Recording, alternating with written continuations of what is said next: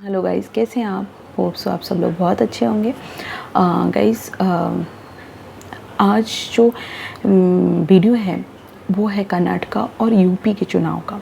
अब बोलेंगे कर्नाटका में विधानसभा चुनाव हुआ तो यूपी में कौन सा चुनाव हुआ? यूपी में भी मेयर का चुनाव हुआ था, नगर निकाय का चुनाव हुआ था, जहाँ पे मेयर के लिए हुआ था।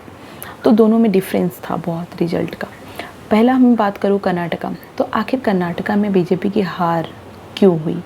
हार भी हुई तो काफ़ी कांग्रेस की जीत हुई, और उनका सीट का अगर मैं देखें, विनिंग सीट का, तो काफ़ी उसमें डिफरेंस थे। तो आखिर उसका रीज़न क्या है? तो मैं एक ही वर्ड में बोलूँगी कि जब आप पूरे 5 साल टाइम दिया जाए और उस 5 साल के बीच में आपने ऐसा कोई काम नहीं किया हो। काम देखिए, जीतने के लिए काम बहुत ज़रूरी है। काम के साथ साथ आपका और जो चीज़ें हैं उसको भी इम्पोर्टेंट रखना पड़ता है। अगर आप ये सोच लें कि मेरे बातों से वोट मिल जाएगा या फिर हम ऐसे ऐसे स्टेटमेंट देंगे तो वोट मिलेगा, तो ये नहीं होता है। जब तक आप काम नहीं करेंगे तब तक जनता को आप कनेक्ट नहीं कर पाएंगे, क्योंकि आपका काम ही आपके जब भाषण देते हैं तो वो चीज़ें आपको बताते हैं तो लोग कनेक्ट होते हैं। तो ये एक इम्पॉर्टेंट फैक्टर है। किसी भी राज्य में अगर जीतना है तो वहाँ के सीएम के कौन है, वहाँ का काम कैसा है, वो पूरे 5 साल कैसा काम किया, वो बहुत इम्पॉर्टेंट है। जैसा कि मैं बताऊँ, येदियुरप्पा जब बीजेपी की सरकार बनी थी तो येदियुरप्पा जो वहाँ के बहुत फेमस पर्सनालिटी हैं, लेकिन उन्होंने बीच में इस्तीफ़ा दिया था और बसवराज बोम्मई को सीएम बनाया गया था, जो कि एक फेमस फेस नहीं है। जनता के बीच उनका उतना ज़्यादा पॉपुलैरिटी नहीं है, लेकिन उनको बनाया गया। तो ये सबसे इम्पॉर्टेंट था कि आप सीएम किसको बना रहे हैं, दूसरे के सीएम का जो लोगों के बीच में कैसा कनेक्शन है, ये बहुत इम्पॉर्टेंट रखता है। मैं बात करूँ, येदियुरप्पा हुए और भी कुछ नेता जिनका लिंगायत कम्युनिटी से बहुत ज़्यादा कनेक्शन था, उनको साइडलाइन किया गया। ये बीजेपी के लिए सबसे बड़ी दिक्कतें आई। दूसरा बात ये हुआ कि मुस्लिम कम्युनिटी है और ईसाई वहाँ पे 12% आते हैं, 85% हिंदू कम्युनिटी है।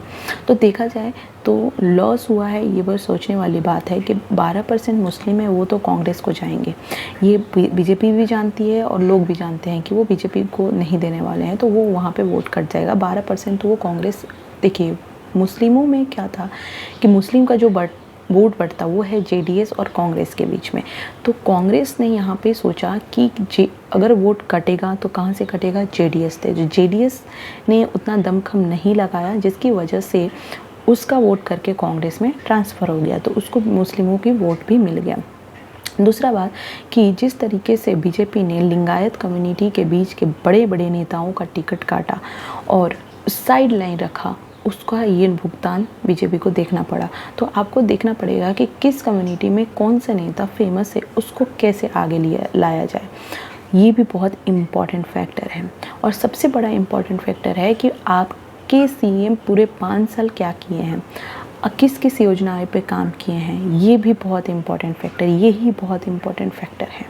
दूसरी बात, लोग बोलेंगे विकास। मैं मानती हूँ कि धर्म को लेकर के ले चलना बहुत ज़रूरी है, लेकिन अगर आपको जीतना है तो विकास प्लस धर्म, विकास प्लस आपका हमारा जो धर्म से रिलेटेड जो चीज़ें होती है वो दोनों करना पड़ेगा। मैं ये नहीं बोलूँगी कि सिर्फ विकास और धर्म को छोड़ दो, नहीं, बिल्कुल नहीं। मैं तो खुद चाहती हूँ कि किस तरीके से हिंदू कम्युनिटी के साथ जो चीज़ें होती है और जो मुस्लिमों को गलत करके भी उनको छुपाया जाता है, वो बहुत ही गलत है।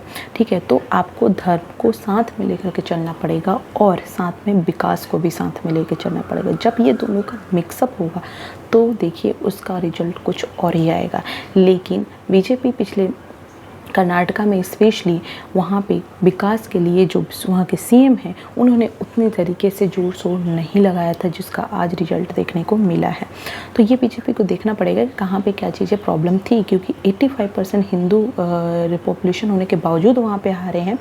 तो ये कहीं ना कहीं वहाँ के सीएम फेस को लेकर के था, एक बड़ा चेहरा नहीं था, एक बड़ा चेहरा जिसके कारण वहाँ पे वोट शेयर हो गया बहुत लोगों के बीच में और यह नुकसान भुगतना पड़ा। वहीं पे एक तरफ मैं बात करूँ यूपी का, जो यूपी में मेयर का चुनाव हुआ है, वहाँ पे पूरी की पूरी सीट बीजेपी ने जीती है। आप देखिए योगी आदित्यनाथ, जो जहाँ के भी सीएम है उनको सीखना चाहिए योगी आदित्यनाथ, किस तरीके से वो धर्म को लेकर के, विकास को लेकर के दोनों को एक कॉम्बिनेशन कॉम्बो पैक देते हैं लोगों को। धर्म प्लस विकास दोनों को साथ में कैसे लेकर के चलते हैं, वो योगी आदित्यनाथ से सीखने की ज़रूरत है। जिस तरीके से उनका काम, उनका चीज़ें एक मोटिवेट करने के लिए होता है, वो लोगों को सीखने की बहुत ज़रूरी है। तो और उसका रिजल्ट उनको देखने को मिलता है। यूपी जैसे बड़ी राज्य, आप समझ सकते हैं यूपी जितना, देश जितना, यूपी में इतना बड़ा पॉपुलेशन है, उस तरीके से वो काम करते हैं जिस तरीके से हम वहाँ की जनता खुश है, वहाँ की जनता को पता है कि यही हमारे लिए बेस्ट है। तो किस तरीके से वहाँ चुनाव आया है कि पूरी की पूरी सीट बीजेपी को मिली है, जो कि बहुत इम्पॉर्टेंट फैक्टर है। क्योंकि जो मेयर का चुनाव होता है, नगर पालिका, नगर निगम का चुनाव, पूरा उसका असर पड़ता है लोकसभा चुनाव पे, लेकिन विधानसभा और ये सब लोकसभा पे कोई असर नहीं पड़ता है ज़्यादा, क्योंकि आप देख सकते हैं पिछले कुछ सालों से विधानसभा में कोई और जीतता है, विधानसभा चुनाव होती है तो कोई और पार्टी जीतती है, जो लोकसभा होती है तो कोई और पार्टी जीतती है, ये देखा जाता है। लेकिन फिर भी मैं कर्नाटक की बात करूँ तो वहाँ पे जिस तरीके से वोट शेयर हुआ है और जिस कमी की वजह से बीजेपी की आज हार हुई है, वो कमी देखना पड़ेगा। और वो मेरे अकॉर्डिंग अगर मैं बात करूँ कि क्या कमी थी, वो वहाँ के पिछले 5 साल से जो सरकार ने जिस सीएम को चुना था, वो सबसे बड़ा मिस्टेक था। जो ना वो जनता के बीच फेमस थे, ना उनका कोई काम अट्रैक्ट किया लोगों को। तो अगर आपका काम नहीं, तो आप कोई भी बड़ा नेता अगर जाएगा, कुछ दिन तक रैली करेगा, कुछ दिन तक बोलेगा, तो वो उतना असर नहीं होगा लेकिन उतना नहीं होगा। अगर आपने पूरे 5 साल फोकस के साथ काम किया है, पूरे 5 साल जनता के बीच रहे हैं, उसका असर कहीं ना कहीं आपको मिलेगा चुनाव के बीच में। तो ये बहुत इंपॉर्टेंट फैक्टर है कि सीएम कौन है, सीएम काम कर रहा है कि नहीं कर रहा है, ये बहुत ज़्यादा इम्पॉर्टेंट है। ठीक है, तो ये एक बहुत, और आपको ये देखना पड़ेगा कि किस समाज में कौन फेमस है, उनको नज़रअंदाज नहीं किया जाए, उनको कैसे साथ में रखा जाए। ठीक है, तो ये चीज़ें बहुत इम्पॉर्टेंट रहती है। तो यही थोड़ी कमी की वजह से आज बीजेपी की हार हुई है। और ठीक है, मैं तो हमेशा ओपनली बोलती हूँ कि मैं बीजेपी की समर्थक हूँ, मैं ओपन बोलती हूँ, मुझे कोई ऐसा नहीं है कि मैं ये हूँ, नहीं हूँ। लेकिन चीज़ें क्या होती है कि हम समर्थक हैं तो हमें कुछ कमियाँ जो होती है वो भी बताना बहुत इम्पॉर्टेंट है कि आखिर क्यों हारी। वो हारी, वहाँ पे विकास नहीं हुआ पिछले 5 साल से, वो उतना अच्छा काम नहीं हुआ जिसकी वजह से हारी, सिंपल सी बात है।